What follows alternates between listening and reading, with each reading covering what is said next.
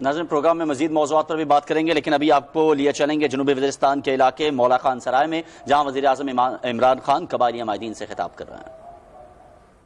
سب سے پہلے یہ تقریر کا کام کہ کبھی بھی یہاں کے علاقے مسعود وزیر قبائلی علاقے کے لوگ کبھی اپنے آپ کو یہ نہ کہیں ہم غیر سیاسی ہیں، کیونکہ آپ شروع سے ہی سیاسی ہیں سب، کیونکہ جو جرگہ کا سسٹم ہے وہ آپ سب کو سیاسی کر دیتا ہے۔ ایک جمہوری آپ کا رواج ہے، آپ بیٹھتے ہیں سارے مل کے مشاورت کے بعد فیصلے کرتے ہیں۔ یہ بڑا ایک پرانا ایک سسٹم چلا آ رہا ہے جو اس سارے علاقے کو اپنی آزادی کے لیے لڑنے پہ مجبور کر دیتا ہے، کیونکہ آزاد لوگ صرف اپنے آزاد فیصلے کرتے ہیں۔ جو فیوڈل سسٹم، جس کو فیوڈل سسٹم کہتے ہیں، وہاں لوگوں کی حیثیت نہیں ہوتی، لیکن یہ جو بڑا پرانا صدیوں سے جرگہ سسٹم ہے، یہ فیصلے بھی مشاورت سے ہوتے ہیں سب، اور لوگ اپنی آزادی کے لیے لڑتے ہیں۔ اس لیے ہمیشہ یہاں اپنی آزادی کے لیے ان لوگوں نے جنگ لڑی، اور مسعود علاقوں نے سب سے زیادہ انگریز کے خلاف جنگ لڑی اور شہادتیں دی۔ اور دوسری یہ بھی ہم سب کو علم ہے کہ کشمیر میں جب ظلم ہو رہا تھا تو یہاں سے لوگ گئے اور انہوں نے جو ٹھیک کہا، ابھی ملک صاحب نے صحیح کہا کہ یہاں سے لوگ گئے اور انہوں نے جان کی قربانیاں دی۔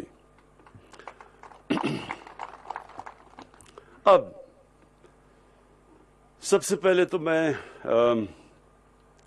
اس چیز کا اعتراف کرتا ہوں کہ یہ جو آپ کے علاقے ہیں وہ سارے پاکستان سے پیچھے رہ چکے ہیں۔ صرف اگر کوئی پاکستان کا حصہ اتنا پیچھے رہ گیا جتنا ہمارے قبائلی علاقے کے لوگ رہ گئے ہیں، وہ بلوچستان کے علاقے، وہاں بھی لوگ پیچھے رہ گئے۔ اور جو انویسٹمنٹ کی ضرورت ہے، یعنی جس پیسے کی ضرورت ہے، آپ نے کہا نا 50 کروڑ سے 1 ارب تک، اس سے بہت زیادہ پیسے کی ضرورت ہے۔ یہاں علاقہ بڑا ہے، مسائل بہت ہیں، تعلیم کا مسائل ہیں، ہسپتال آپ کے بنانے، ابھی ایک ہسپتال یہ 2016 سے تھا، ابھی جا کے اس کو فنکشنل کیا، کیونکہ بڑا مشکل تھا گورنمنٹ کے لیے ہسپتال چلانا یہاں۔ پھر اتنے بڑے بڑے علاقے ہیں، یہاں سڑکیں بنانا، پورا علاقے کو کور کرنا، وہ بھی بہت بڑا خرچہ ہے۔ شہروں میں مثلاً پشاور اور اس سارے پشاور ویلی کے اندر تو چھوٹے چھوٹے فاصلے ہیں، سڑک بنانا آسان ہے، یہاں آپ کے فاصلے بڑے بڑے ہیں۔ تو یہ علاقے میں پہلے تو اگر کوئی بھی آپ سے یہ وعدے کرے نا کہ میں سارے مسئلے حل کر دوں گا، وہ آپ سے سچ نہیں بول رہا، مشکل آپ کے حالات ہیں۔ اور اگر ایک علاقہ 70 سال سے پیچھے رہ گیا ہے تو یہ بھی نا امید لگانا کہ 2 سال میں ایک دم انقلاب آ جائے گا۔ یہ تو میں تو آپ سے سچ بولوں گا، میں کوئی آپ سے ایسا وعدہ نہیں کروں گا جو پورا نہیں کر سکتا۔ مجھے لوگ کہتے ہیں جی کدھر گیا نیا پاکستان، کدھر گئی مدینہ کی ریاست؟ میں ان کو کہتا ہوں ذرا اپنی تاریخ پڑھو۔ ضروری ہے سب کو کہ اسلام کی تاریخ پڑھیں۔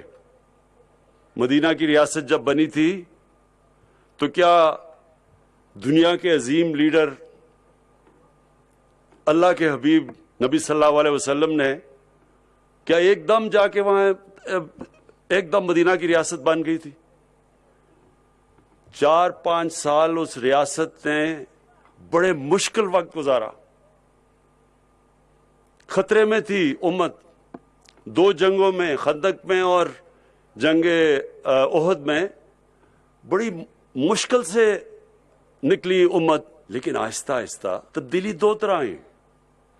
ایک تبدیلی انہوں نے نئے قانون لے کے آئے، قانون کی بالادستی، رول آف لا جسے کہتے ہیں، انصاف کا نظام لے کے آئے، پھر فلاحی ریاست بنائی، نچلے طبقے کو اوپر اٹھایا، ٹائم لگا۔ ایک انہوں نے جو دنیا جس طرف جا رہی تھی بادشاہت کے اندر، انہوں نے رخ موڑ دیا، ایک نیا نظام لے کے آئے جس کو آج بھی مدینہ کی ریاست کے جو اصول ہے وہ ماڈرن سٹیٹ ہے. آج بھی وہ سارے جو دنیا کی ریاست جو ان اصولوں پہ چلنے کی تھوڑا سا بھی چلتی ہے وہ اوپر آ جاتی ہے. انہوں نے ہمیشہ کے لیے ہمیں بتا دیا کہ اگر ایک ریاست نے اوپر جانا ہے تو ان اصولوں کے اوپر چلے گی تو اوپر جائے گی. تو وہ ایک دم تو نہیں ہوا. وہ اصول انہوں نے بنائے, اس کے اوپر ریاست نے چلنے کی کوشش کی, مشکلات آئیں, اور پھر دیکھتے دیکھتے دنیا کی تاریخ کا سب سے بڑا انقلاب آیا. تو آپ کے سامنے وہ جدوجہد تو ہو رہی ہے پاکستان میں. آج وہ پاکستان میں وہ جو انقلاب ہے اس کی شروعات تو ہو چکی ہیں. اور اگر آپ نے دیکھنا ہے کہ کیسے شروع ہوئی تو یہ سارے چوروں کا ٹولہ جو اکٹھا ہو کے ہر دوسرے دن سڑکوں پہ آ جاتا ہے, ان کی جب آپ شکلیں دیکھیں گے اور جب آپ دیکھیں گے سب اکٹھے ہو گئے ہیں تو آپ کو سب کو مطمئن ہونا چاہیے کہ انقلاب آنا شروع ہو گیا پاکستان میں.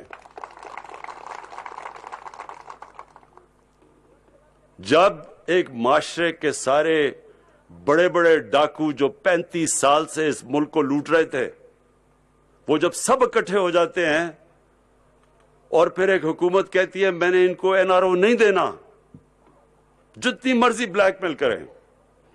جنرل مشرف, فوج اس کے نیچے, آرمی چیف, ملک کا پریزیڈنٹ, امریکہ اس کے ساتھ, ججز اس کے نیچے, نیب اس کے نیچے, اس نے انہی ڈاکوؤں کے سامنے 2 دفعہ NRO دیا. نہیں برداشت کر سکا, پریشر نہیں برداشت کر سکا وہ بھی. تو جو اصل تو تبدیلی یہ اس طرح آتی ہے جب ایک ریاست کھڑی ہو جاتی ہے اور کہتی ہے قانون کے اوپر کوئی نہیں. جو نبی صلی اللہ علیہ وسلم نے کہا کہ میری اگر بیٹی بھی جرم کرے گی تو اس کو سزا ملے گی, کوئی قانون کے اوپر نہیں ہے. تو یہ جو سارے چوروں کا ٹولہ ہے یہ کیا کہہ رہے ہیں کہ باقی چوروں کو پکڑ کے جیلوں میں ڈالو, لیکن ہم جتنی مرضی چوری کریں ہمیں NRO دے دو. یہ گیم چل رہی ہے. تو یہ جو شروع ہے یہ قانون کی بالادستی کی جنگ, اس میں انشاءاللہ جیسے ہم جیتیں گے اس میں اٹھتی ہے قومیں تو ایسے بنتی ہیں. اگر قوم کا سارا پیسہ چوری کر کے باہر لے جائے کوئی, سارے بڑے بڑے چور بڑے بڑے محلات باہر بنا لیں, سب کے بیٹے 12 اربوں روپے کے محلوں میں رہ رہے ہیں, وہ اسحاق ڈار کے بیٹے, نواز شریف کے بیٹے, وہ شہباز شریف, سارے اربوں پتی بن گئے. کس کے پیسے پہ؟ آپ کے پیسے پہ. اب یا وہ پیسہ آپ پہ لگ سکتا ہے اور یا وہ بڑے بڑے محلات باہر خریدنے میں لگ سکتا ہے. اور پھر بلیک میل کر رہے ہیں کہ نہیں جی ہمیں نہیں ہاتھ لگاؤ, باقی چوروں کو پکڑو, ہمیں نہ ہاتھ لگاؤ. تو میں یہ کہنے کی کوشش کر رہا ہوں کہ مشرف جو اتنی طاقتور تھا وہ ان کے سامنے گھٹنے ٹیک گیا. تو پہلے تو یہ بہت ضروری آپ کے لیے سمجھنا, کیوں ہمارے ملک کے پاس پیسہ نہیں ہے. پیسہ اکٹھا کیسے ہو؟ جب آپ کا پیسہ چوری ہو کے باہر چلا جائے گا تو کدھر سے پیسہ آئے گا کہ ہم ان سارے علاقوں پہ خرچ کریں؟ کیوں چھوٹا سا طبقہ امیر ہو گیا, باقی لوگوں کے پاس ہمارے سے سارے ملک آگے, بنگلہ دیش ہمارے سے آگے نکل گیا. ایسٹ پاکستان اور ویسٹ پاکستان میں زمین آسمان کا فرق ہوتا تھا. کوئی سوچ بھی نہیں سکتا تھا کہ ایسٹ پاکستان ویسٹ پاکستان سے زیادہ خوشحال ہو جائے گا. اور آج دیکھ لیں بنگلہ دیش, جس کو لوگوں نے یہاں جب علیحدہ ہوا تو انہوں نے کہا جی بہت بوجھ پڑا ہوا تھا پاکستان پہ, ایسٹ پاکستان کا, آج وہ پاکستان سے آگے نکل گیا.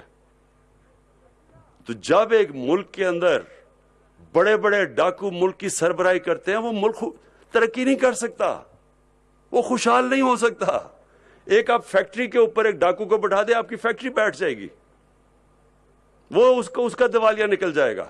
تو میں صرف آپ کو یہ کہہ رہا ہوں کہ ہم ایک مشکل حالات سے نکل رہے ہیں.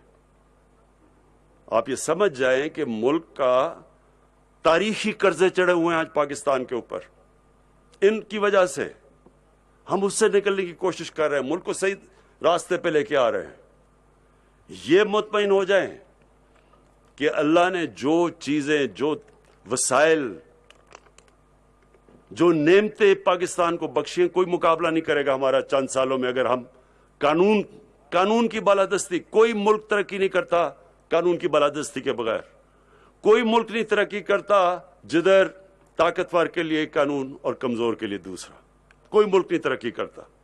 اور یہ کس نے کہا تھا؟ ہمارے نبی صلی اللہ علیہ وسلم نے کہا تھا. انہوں کی حدیث تھی، بڑی قومیں تمہارے سے پہلے تباہ ہوئی جدھر طاقتور کے لیے این آر او اور چھوٹے چور کے لیے جیل. تو ہمارے لیے ایک نیا دور شروع ہو رہا ہے، اور یہ دور، اس کے اوپر جو میرا نظریہ انصاف کی تحریک وہ شروع ہو رہی ہے. ہمیشہ تبدیلی جس کو ریفارمز کہتے ہیں، اصلاحات کہتے ہیں، وہ تکلیف دہ ہوتی ہیں. کوئی بھی مجھے دنیا میں ملک بتا دیں جس میں تبدیلی آ رہی ہو، ریفارمز ہو رہی ہو، اصلاحات ہو رہی ہو اور وہ آسان ہو. جو بھی ملک اٹھا ہے، جب جرمنی تباہ ہو گیا تھا، جب جاپان تباہ ہو گیا تھا دوسری جنگ عظیم کے بعد، تو ان کو کتنی دیر لگی تھی. مشکل وقت سب نے گزارا، لیکن وہ قومیں کھڑی ہو گئی.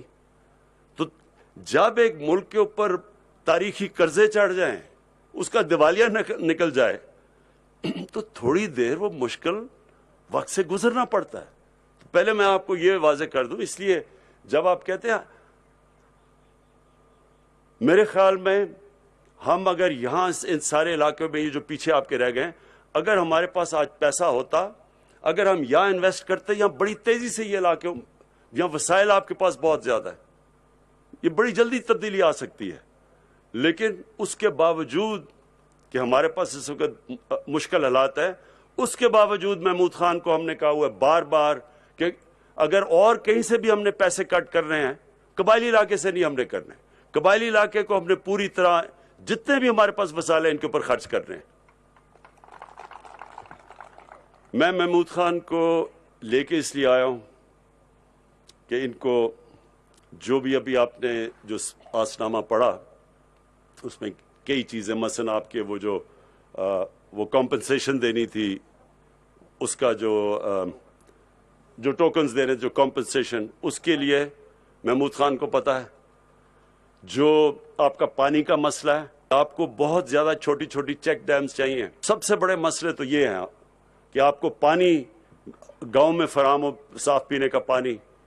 اس کے بعد جو آپ کی سڑکیں ہیں وہ تیسرے نمبر پہ آئیں گی. اس سے پہلے آپ کا تعلیم کا نظام، یہاں بچوں کو تعلیم کی بہت ضرورت ہے.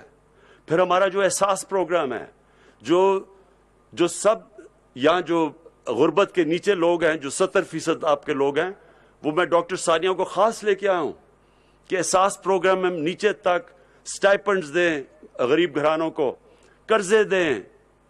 پھر جو ہم جانور دیتے ہیں گھر میں خواتین کو تاکہ وہ اپنی آمدنی اوپر کریں، دودھ ہو گھر میں، یعنی مرغیاں، انڈے، یہ غریب گھرانوں کے لیے ہم نے یہ بھی پروگرام لے کے آئے ہوئے ہیں. اور جو کامیاب جوان جو آج ہم نے بڑے بڑے قرضے دیے ہیں، اس کے اندر وہ بھی یہ ساؤتھ وزیرستان میں سب سے زیادہ ہم دیں گے، کیونکہ یہاں آپ کا یوتھ سب سے زیادہ ہے اور بے روزگاری سب سے زیادہ ہے. تو ان کے لیے بھی آج جو پروگرام ہم نے لانچ کیا. اور پھر ایک اور فیصلہ کیا ہے ایجوکیشن سٹی کا. زمین بھی آ گئی ہے اور یہ پختونخوا کی گورنمنٹ 5000 کنال کے اوپر پوری ایجوکیشن سٹی بنانے لگی ہے. یہاں سارے علاقے کے لوگوں کے لیے اب ہم وہ ہیلتھ انشورنس دے رہے ہیں، ہیلتھ کارڈ آپ کے لیے، ہر خاندان کے لیے، کہ کسی بھی ہسپتال میں جا کے 7 لاکھ روپے تک آپ کا مفت علاج ہو سکتا ہے. کوشش ہماری یہ ہے کہ جتنے بھی آپ کے بنیادی مسئلے ہیں وہ ہم حل کریں. جو آپ نے ابھی بات کی ڈسٹرکٹ کی، وہ تو میں جانتا ہوں کہ زمین کے لیے یہاں آپ کی کتنا پیار ہے اپنی زمین کے ساتھ، اور اس لیے میں نے محمود خان کو کہا کہ آپ کے ساتھ بیٹھ کے مشاورت کرے. کوئی